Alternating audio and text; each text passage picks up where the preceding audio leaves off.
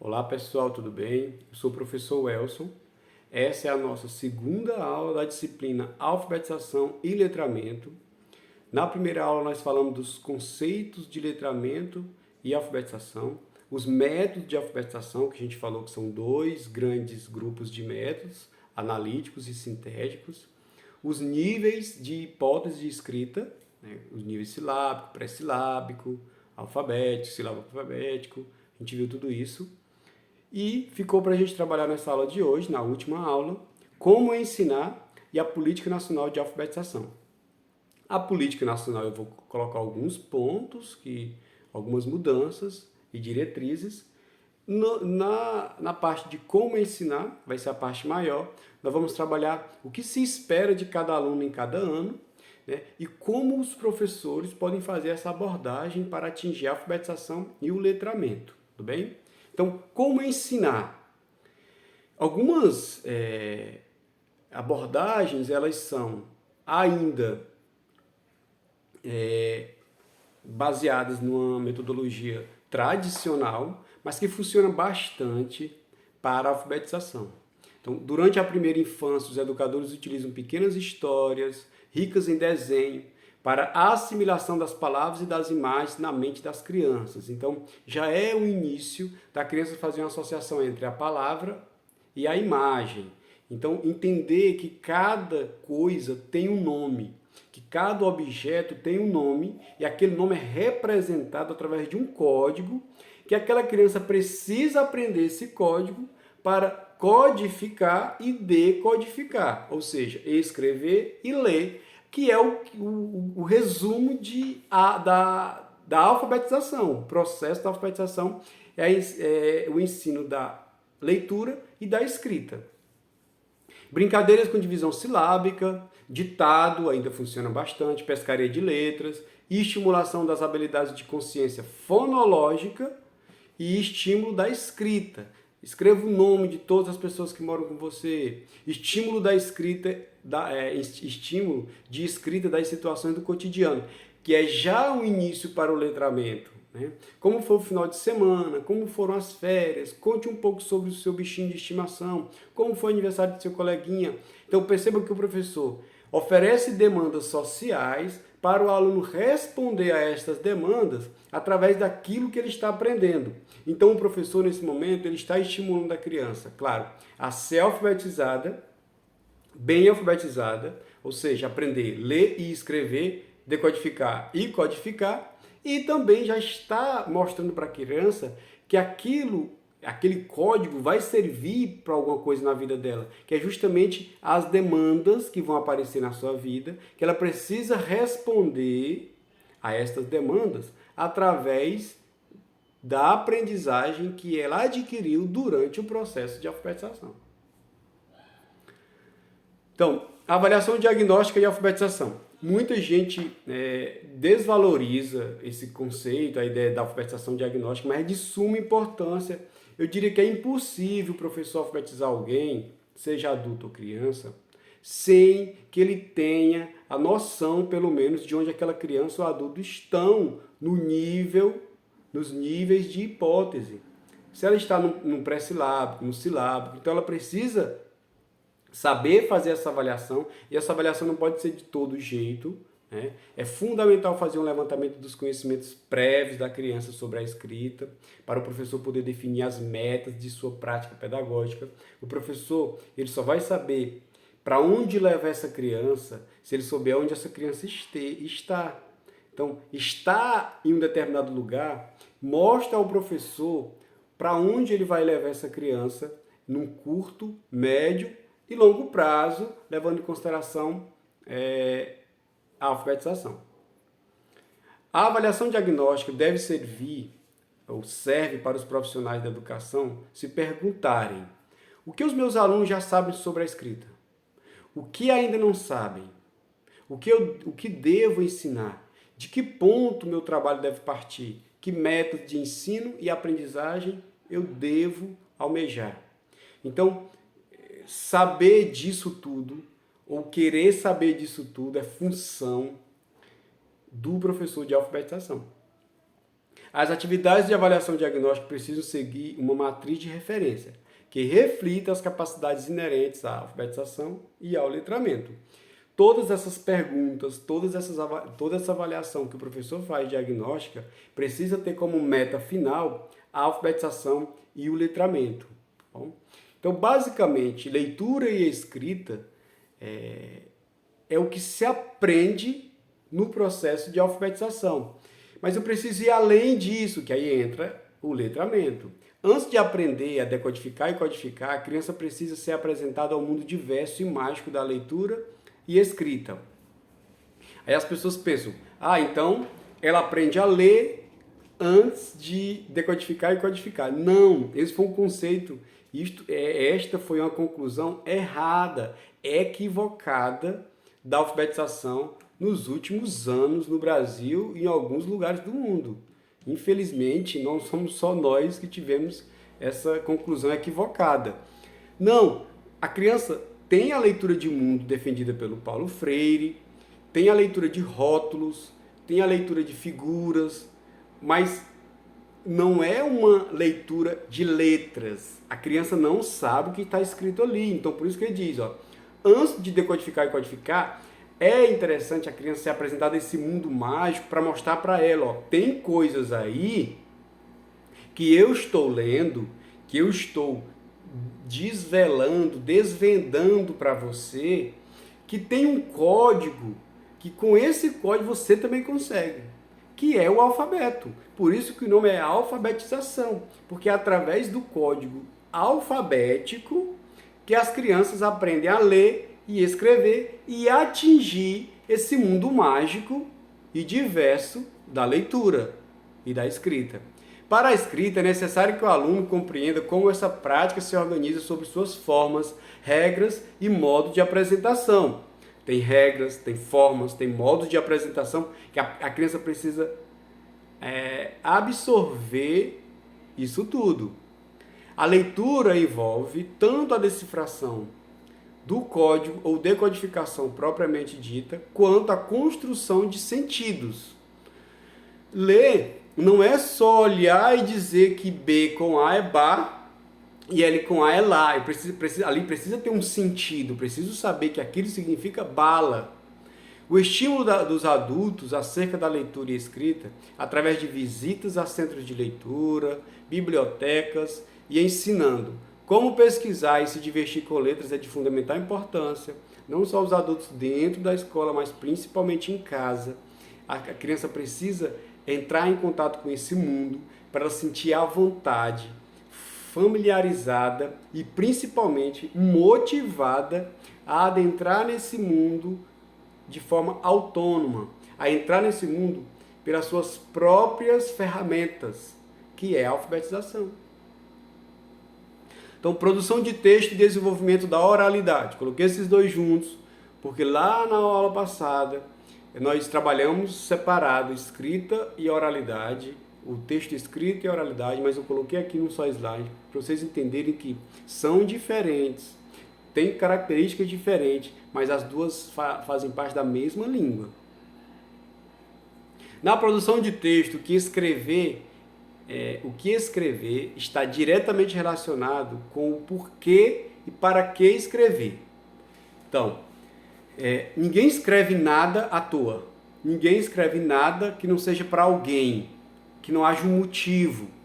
Então, o que ele está relacionado intimamente com o porquê e o para que escrever, tá bom? A construção textual coletiva feita pelo professor pode esclarecer e ajudar os alunos a entenderem como acontece o processo. Então, o professor pode fazer uma construção textual coletiva, um aluno diz uma coisa, outro diz outra, o professor vai tentando construir isso junto com eles, para mostrar que texto vem do grego tecido junto. Então, é tudo que é tecido junto. Essa camisa minha aqui, olha, cada fio foi preparado para junto fazer uma camisa. O texto é como se fosse uma camisa, tá bom? Então, tem partes separadas, mas quando se juntam, formam um só. O professor deve ressaltar que para cada objetivo, temos modos distintos de produção textual. Não se produz um texto, por exemplo, um poema tem um objetivo, uma crônica tem outro objetivo. Então, a produção de texto, uma redação tem outro objetivo, um livro, por aí vai. E aí vem a oralidade, que eu coloquei em pé de igualdade, gente, porque é muito importante nós observarmos a oralidade dos nossos alunos. Pegue um aluno de surpresa do ensino médio e questione ele acerca de coisas do dia a dia. Ele vai gaguejar, e não é só por nervosismo. Vocês podem estar sozinhos, só você e ele. Ele vai gaguejar, ele não vai construir uma sentença, ele não vai construir uma ideia, um argumento. Isso é ruim. Isso fere o princípio de autonomia desse aluno na sua vida. Então, na sua vida profissional e pessoal, ele vai precisar dizer coisas que vêm da sua cabeça, e essas coisas precisam fazer sentido. Não podem ser coisas ditas assim, soltas. Então, a linguagem oral sempre tem um tratamento coadjuvante na escola, mas recentemente ganhou um destaque importante devido à sua associação com o cotidiano da criança. Cabe à escola o papel de aproximar a criança dos usos da linguagem que são socialmente privilegiados, das práticas valorizadas, variante padrão. Cabe à escola respeitar a variante que a criança tem, o dialeto dela, mas aproximar essa criança a outras variantes, aproximar essa criança a uma variante padrão, aproximar essa criança a construir de forma clara e objetiva os seus conceitos e saber expressar isso de maneira que o ouvinte entenda. Organizar a oralidade da criança também é função da escola. Então, nós sempre preparamos nossos alunos para a redação do Enem, para uma redação, para a produção de texto, isso e aquilo. Mas preparar, organizar a oralidade da criança, fazer com que ela raciocine enquanto fala. Então, é bom raciocinar antes de falar, e é óbvio que isso é o que todo mundo quer. Mas durante a fala também precisa haver raciocínio para que eu mude o que eu preparei e não perca em qualidade, né? Então, dependendo da situação, eu vou moldando a minha fala e aquela fala não se perca aí e eu fique sem saber o que dizer porque eu não tinha o que falar. Então, o importante é a escola também priorizar a oralidade, fazer mais trabalhos, deixar a criança solta para falar, dizer, olha, eu não entendi bem, explique direito, tentar explicar, brincar de ser professora, brincar de ser médico, explicando para um paciente o que ele tem, ou o problema que deu em algum exame. Tem algumas escolas que fazem isso. Então, para poder explicar, passar para o outro uma explicação que o outro ainda não tem. O que se espera alcançar em cada etapa da alfabetização? Então, eu coloquei aqui rapidinho o primeiro ano. O ideal é que o aluno domine, mesmo que com erros, o princípio alfabético da escrita. Isto é, que a criança saiba que nosso sistema de escrita representa sons ou fonemas. No primeiro ano se espera pelo menos isso. Isso significa que o aluno deve ser capaz de escrever e ler palavras com certa autonomia, ainda que com erros e hesitações. O importante é que mostre conhecer que as letras ou grafemas representam sons ou fonemas. Então, é importante demais que aquilo que eu escrevi, ele representa um som. Espera-se que os alunos sejam capazes de compreender e produzir sentenças ou textos com apoio do professor. Quando este serve de escriba e de leitor, a criança dita textos e ouve textos lidos pelo professor. No segundo ano, o que eu devo esperar? Ao final do segundo ano ou iniciando o terceiro, o ideal é que o aluno demonstre dominar as capacidades trabalhadas no primeiro ano, claro. Leia e escreva com autonomia palavras e sentenças com fluência, já não mais com aquela ajuda do professor, mas com fluência. Leia e escreva com autonomia textos curtos, mesmo que com algumas hesitações e erros, e mesmo que com fluência e rapidez um pouco limitadas. Compreenda e produza textos com maior grau de autonomia, porém contando ainda com a ajuda do professor. Então, claro, quando eu vou precisar de um texto maior, eu ainda preciso da ajuda do professor. Espera-se que, ao final do terceiro ano, o aluno esteja plenamente alfabetizado, é isso que se espera hoje, principalmente na lei que nós temos, o que se espera em todas as DCNs, por exemplo, hoje, a LDB espera-se, pelo que foi construída após a LDB, espera-se que a criança ao terceiro ano já esteja totalmente alfabetizado e letrado também, esteja lendo e escrevendo com fluência e rapidez textos mais extensos e complexos que os lidos em avaliações do segundo ano.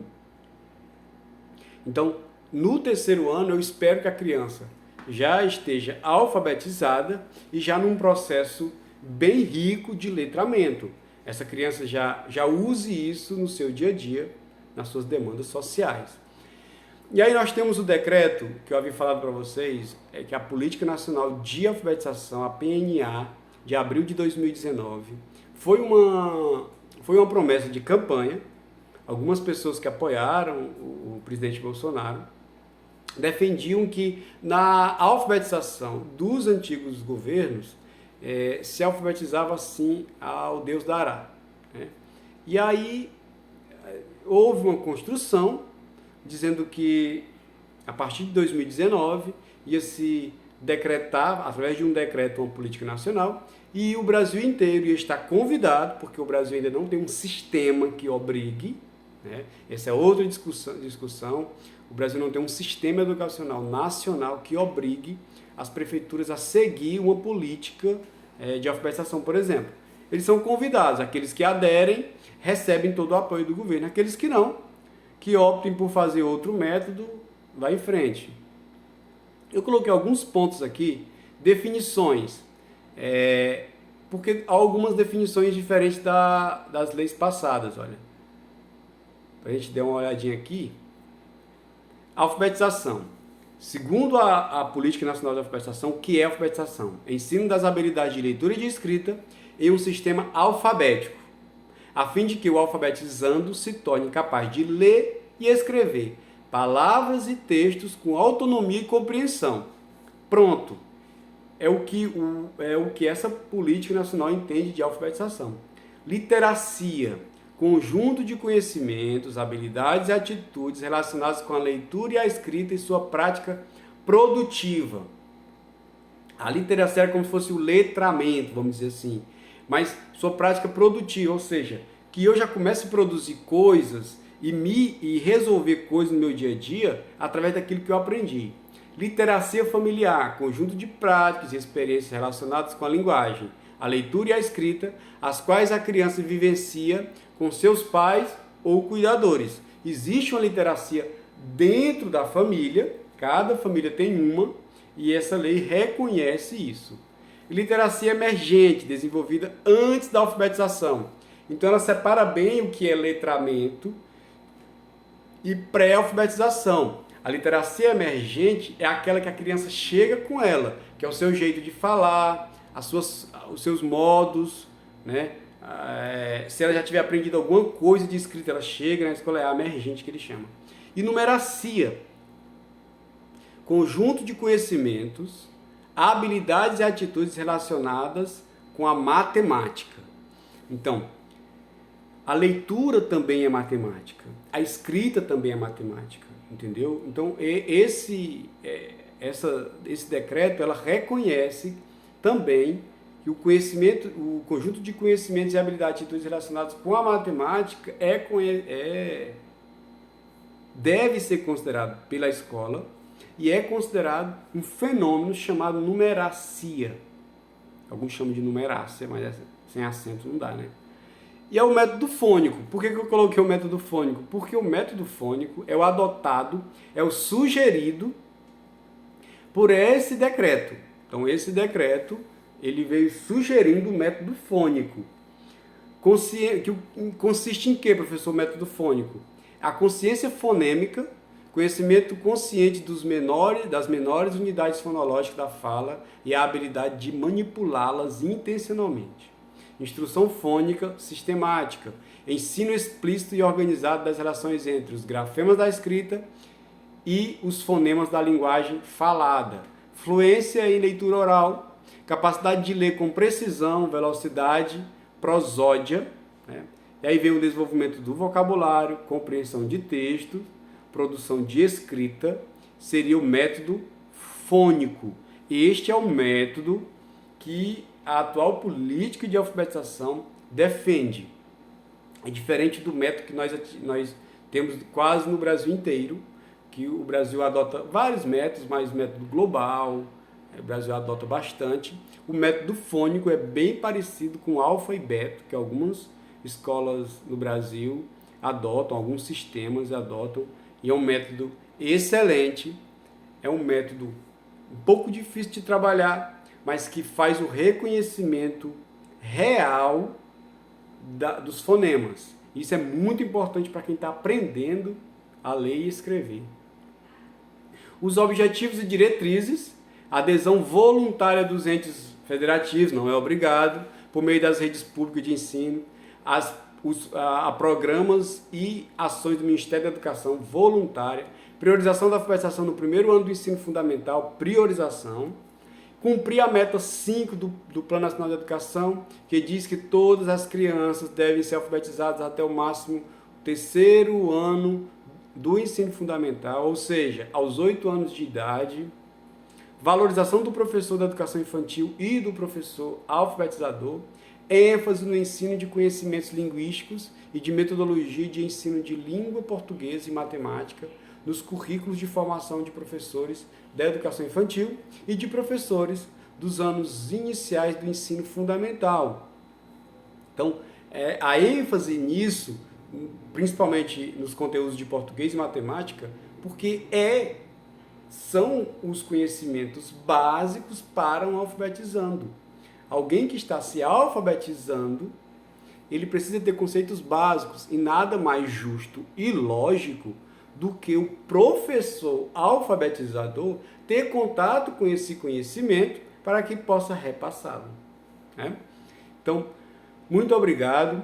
A avaliação da disciplina vai ser enviada para vocês, junto com esses 2 vídeos, a primeira e a segunda aula, e também o material que vai ajudar vocês a entenderem melhor o conteúdo, entenderem melhor a minha aula, as minhas aulas, e responder à avaliação. Muito obrigado e até a próxima, se Deus quiser.